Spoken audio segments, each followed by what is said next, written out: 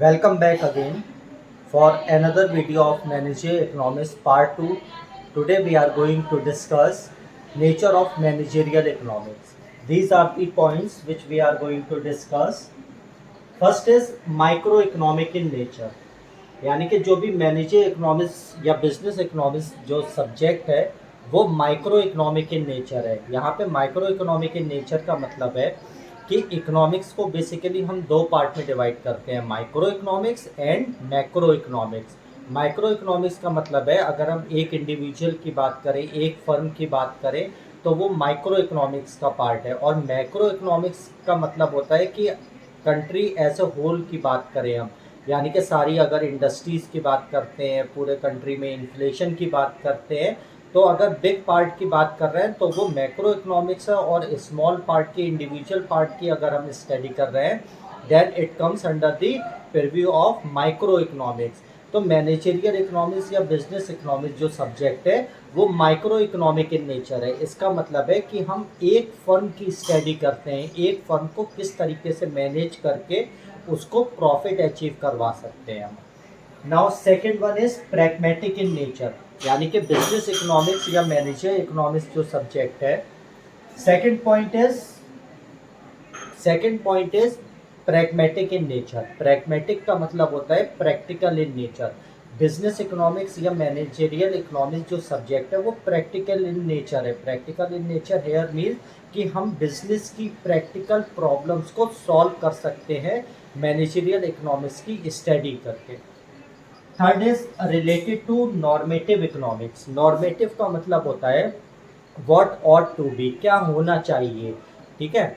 और इकोनॉमिक्स को या साइंस को बेसिकली हम दो पार्ट में डिवाइड करते हैं। एक तो पॉजिटिव साइंस होता है and the second one is normative science. Positive science वो साइंस होती है जहाँ पे हमें रिजल्ट पता हो, ठीक है। जैसे न्यूटन का लॉ है, for every action there is an equal and opposite reaction, यानी कि जितनी दूर हमें कोई भी चीज़ फेंकनी है उतनी पीछे हाथ करना पड़ेगा। यहाँ पे रिजल्ट हमें पता हो, उस तरीके की साइंस को हम पॉजिटिव साइंस कहते हैं। और नॉर्मेटिव साइंस का मतलब होता है कि जहाँ पे रिजल्ट हमें ना पता हो, यानी कि क्या होना चाहिए, सिर्फ हमें बेस्ट सॉल्यूशन ही प्रोवाइड करवाए, ऐसी स्टडी को हम नॉर्मेटिव साइंस या नॉर्मेटिव स्टडी कहते हैं।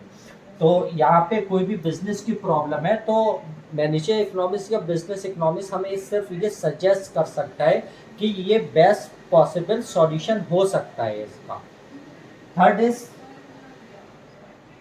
Fourth one is conceptual in nature.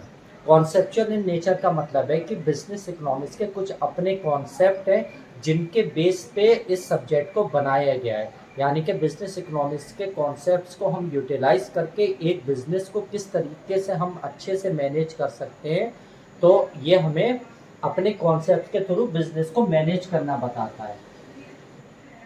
Next is inclusion of micro.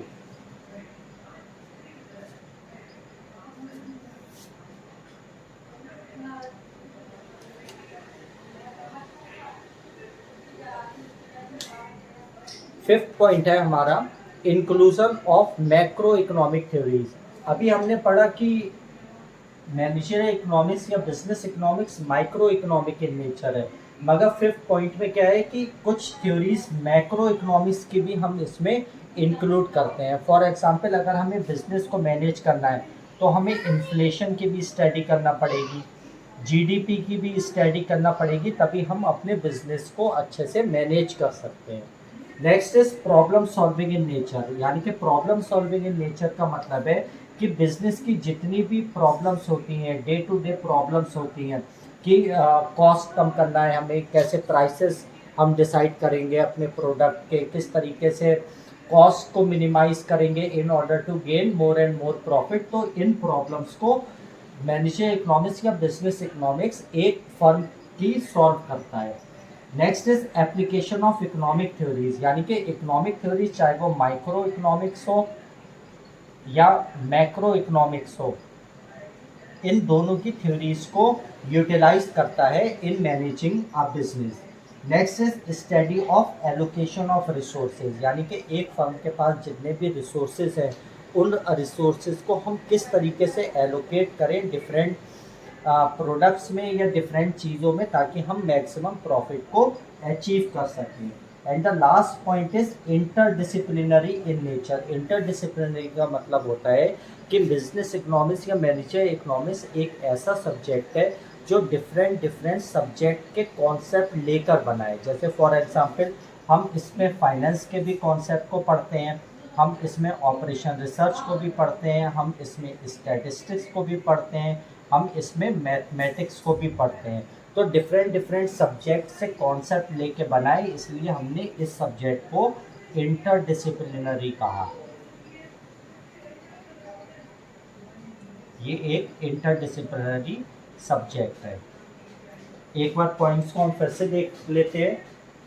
Main topic है हमारा नेचर ऑफ बिजनेस इकोनॉमिक्स या मैनेजरियल इकोनॉमिक्स। क्या नेचर है? पहला है, first is micro economic in nature, second one is pragmatic in nature, third is related to normative economics, fourth one is conceptual in nature, and the fifth one is inclusion of macro economic theories, यानी कि हम macro economics की theories को भी इसमें include करते हैं। Sixth one is problem solving in nature, यानी कि बिजनेस की प्रॉब्लम को हम सॉल्व करते हैं बाय स्टडीइंग दी बिजनेस इकोनॉमिक्स और managerial economics. And seven point is application of economic theories, यानी कि जितनी भी इकोनॉमिक थ्योरीज है उन सबका एप्लीकेशन है इन मैनेजिंग अ बिजनेस।